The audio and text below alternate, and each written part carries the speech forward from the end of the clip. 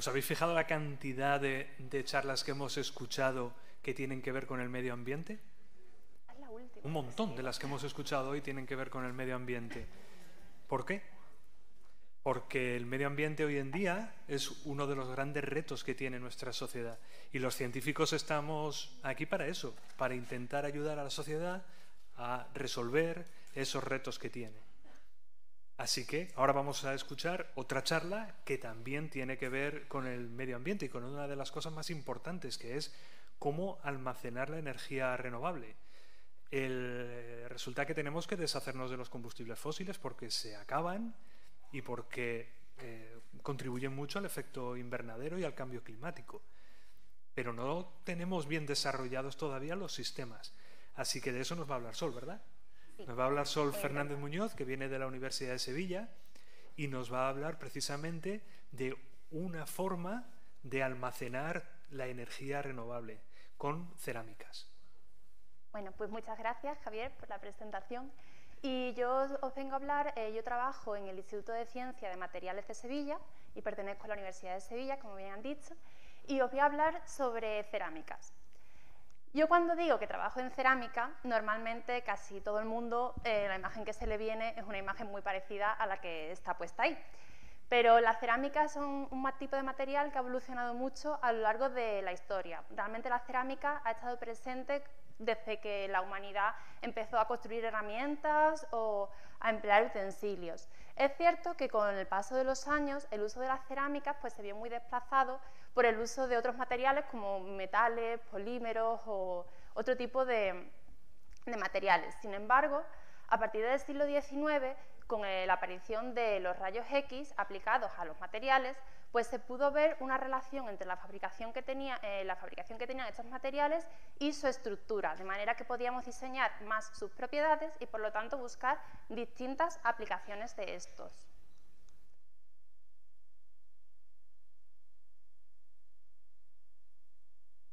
Vale. Las cerámicas clásicas están basadas en lo que es la arcilla. Sin embargo, pues, para usos tecnológicos y más avanzados se emplean lo que son las cerámicas avanzadas o especiales, que están compuestas por óxidos de circonio, berilio, boro, aluminio, silicio o carbonatos y nitratos. Sin embargo, el proceso de la que empleamos para fabricar cerámicas sigue siendo prácticamente el mismo. Yo lo que hago es mezclo ciertos compuestos, los meto en un horno, los caliento a elevadas temperaturas y se obtiene pues, un producto resistente y duro. Porque los materiales cerámicos, a diferencia de otro tipo de materiales, cuando los son sometidos a altas temperaturas, ocurren tres procesos distintos. Ocurren reacciones entre los minerales que has metido en el horno, fusiones parciales, que se llaman sinterización, simplemente las bolitas se funden un poco y se unen, de manera que se vuelven más resistentes, y cristalinización de estos compuestos. Vale, pero ya hemos visto, digamos, lo que son los materiales cerámicos o lo que pueden ser los materiales cerámicos. Pero ¿cómo conectamos esto con la energía eléctrica? Que básicamente se puede entender como la energía que producen los electrones al moverse pues, por un conductor, por un circuito eléctrico. Bueno, pues ¿cómo se conectan estos dos mundos? Es mediante las pilas de combustible. Las pilas de combustible son distintas a las pilas electroquímicas.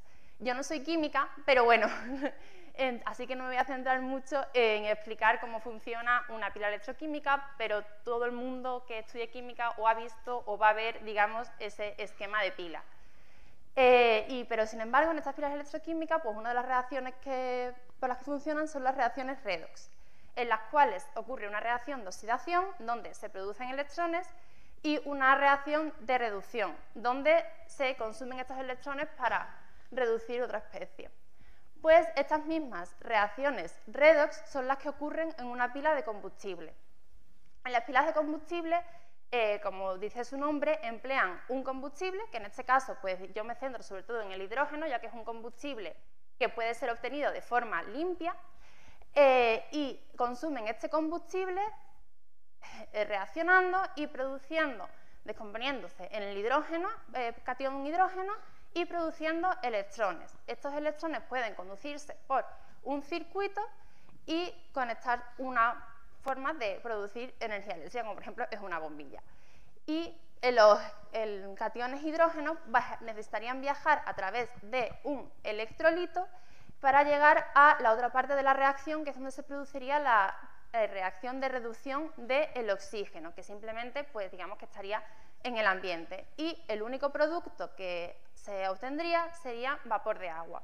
De modo que podríamos obtener una corriente eléctrica teniendo como combustible el hidrógeno, que podría ser de fuente limpia, y produciendo vapor de agua, de manera que no se produciría más contaminación o gases de efecto invernadero. Sin embargo, yo os he dicho que los cationes de hidrógeno pasaban por el electrolito, pero no me he centrado mucho más. La conducción normalmente la entendemos en los metales, por ejemplo, los electrones conduciendo por el cableado eléctrico, porque en metales es fácil gracias a su enlace metálico, que está formado por cationes positivos que están en sitios quietos, y los electrones libres. Estos electrones libres con alta movilidad permiten que sea fácil conducir electrones a través de esa estructura. Sin embargo, yo trabajo con materiales cerámicos, y los materiales cerámicos tienen enlaces covalentes. En los enlaces covalentes no hay electrones libres, y además los cationes positivos son de gran tamaño y tienen menor movilidad, por lo tanto es más difícil que pasen por esta estructura. ¿Cómo hacemos que se conduzcan estos cationes positivos por la estructura? Pues generando huecos de carga que puedan ir ocupando estos cationes.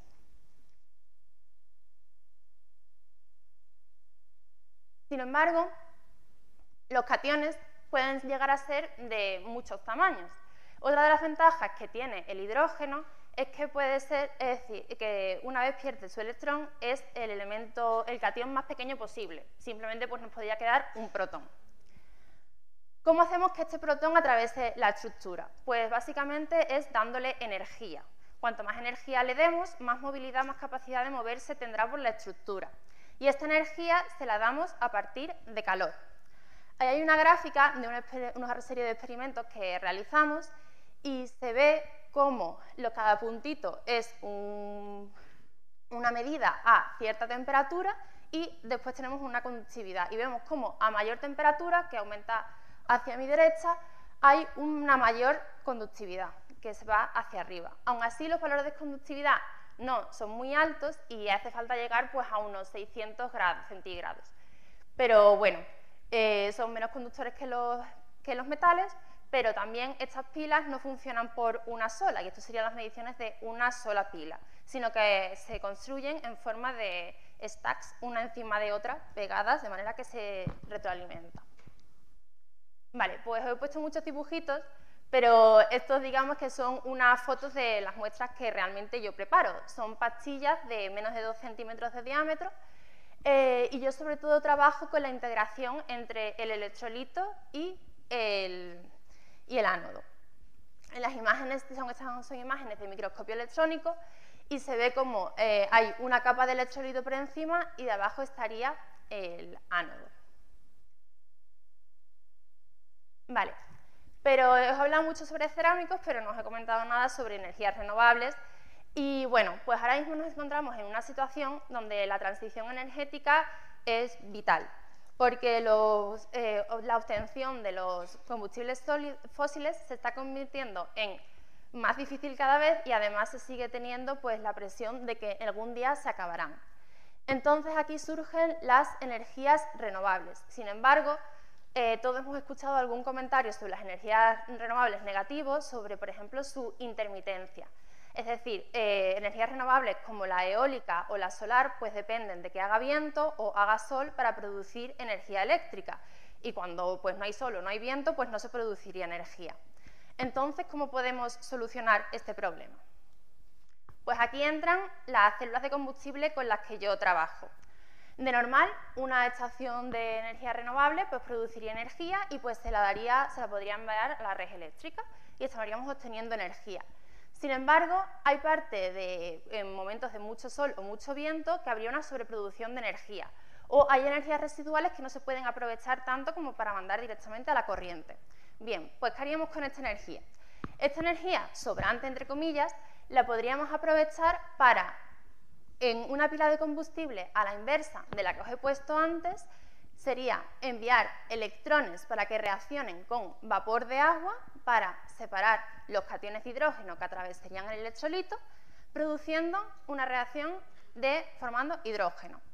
Este hidrógeno lo cogeríamos y los almacenaríamos, de manera que no tenemos pérdida energética, ya que son moléculas. Eso ya lleva el problema de almacenar hidrógeno, pero bueno, no me dedico a eso concretamente. Y ese hidrógeno, una vez ya lo tenemos almacenado, lo podemos utilizar en una pila de combustible, como la que os expliqué antes, para producir energía eléctrica y poderla dar a la red. De manera que mejoramos la eficiencia de las energías renovables y la producción del sistema. Y bueno, y hasta aquí mi charla. Y la cerámica, es decir, hay materiales que son como muy llamativos desde siempre, porque como se parecen muy avanzados, pero hay veces que materiales como la cerámica, que son simples, poco reactivos, tienen propiedades que pueden ser bastante importantes para ciertas aplicaciones muy novedosas. Y bueno, muchas gracias por vuestra atención.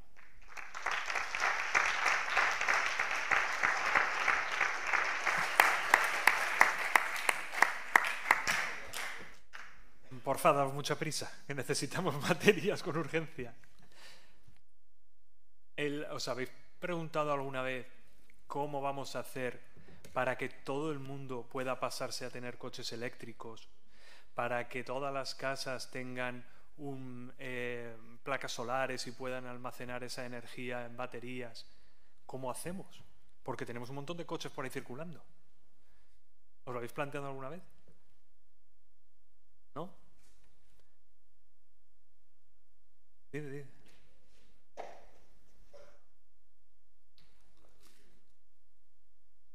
Aunque no sé cómo podría hacerlo, hasta el rincón más lejano del mundo podría pasar. Yo creo que, aunque siempre podría haber alguna parte que se quede atrás, pero hay que cada uno poner su granito de arena, en el caso de que pueda. Pues así es, así es. Se lo podéis preguntar a Sol. ¿Alguien tiene alguna pregunta? Vale. Ahí. Sí, no sé si es que no me he enterado del todo. Cuando tú dices que las cerámicas estas pueden transformar el agua en hidrógeno y tal, Sí. necesitas calentarlas para que puedan... Necesito calentarla hasta Vale. 600 grados. Vale. A ver, las pilas de combustible, pues eso, necesitan normalmente una temperatura de 600 grados en operación. Esas son las cerámicas que yo trabajo. Realmente antes hacía falta calentarlas a 800 grados centígrados. Sin embargo, pues con diferencias de materiales que se están utilizando ahora, vamos, yo trabajo con perovskitas, pues se han conseguido reducirlo hasta 600 grados centígrados. Que bueno, pues sigue siendo un poco la optimización del proceso e intentar ir bajando. Dependiendo de la aplicación, importa más la temperatura. En un coche igual no vas a poner una de estas basadas en cerámicos, las de los coches son basadas en metales y polímeros. Pero igual para otras aplicaciones como la energía renovable sí que es más interesante, pues por ejemplo, utilizar otro tipo de materiales que son menos contaminantes que los de los coches, las baterías de los coches concretamente. Bueno, muchas gracias, Sol, por la presentación. Y yo te quería preguntar, porque con respecto a las baterías que se proponen de hidrógeno, yo he escuchado un poco hablar que están más bien basadas en la electrolisis y después la reconversión de agua. ¿Sabes si tienen algún mejor rendimiento energético o qué ventajas presentarían frente a las otras? La ventaja que presentan fundamentalmente es a nivel de residuos. Es decir, las basadas en cerámicos, lo bueno es que tienen mucha estabilidad química y también mejora la durabilidad, la cerámica respecto a las otras. Y además, las otras también tienen más componentes como cobalto, normalmente mucho, que pues últimamente por la química verde, que ha hablado nuestra compañera, pues son sustancias que intentan no utilizarse tanto porque producen un impacto ambiental grande. Mi pregunta es, aparte de lo ya mencionado con las energías renovables, ¿qué otras ventajas tiene una pila de cerámica frente a una convencional? A ver, como os he enseñado en la gráfica, conducen menos. Así que, bueno, pero también le he comentado al compañero un poco, en plan, tienen mayor estabilidad química, así que podrías tener mayor durabilidad en tiempo de operación, aunque es cierto que, bueno, un poco El reto es trabajar a esas temperaturas de operación, para que funcione la pila tienes que calentarla, y eso pues siempre pues genera ciertos problemas y que tienes que optimizarlo. Pero eso, tienen una mayor estabilidad química y producen menor impacto ambiental de contaminantes, de residuos, una vez porque las pilas todas acaban fallando, acaban perdiendo su capacidad de carga y descarga. Es decir, en algún momento tenemos que pensar en qué vamos a hacer con esas pilas que dejan de funcionar y necesitamos pilas nuevas. Los materiales cerámicos, normalmente casi todos los materiales cerámicos acaban en escombreras o así porque se consideran inertes, que no afectan al medio ambiente tanto. Sé que hay más preguntas, pero andamos ya un poquito mal de tiempo. Yo estoy seguro de que a Sol le encantaría responder a más preguntas porque es su tema y le apasiona. ¿Te parece que apunten tu correo electrónico y claro, si tienen preguntas que hacerte te puedan escribir? Cualquier pregunta que tengáis me podéis escribir y yo os contesto. Vale, para eso nos pone Sol ahí su dirección de correo electrónico, la apuntáis y si queréis hacerle preguntas sobre este tema le mandáis un correito. Así podemos pasar ya al siguiente ponente. Por favor, otro aplauso para Sol que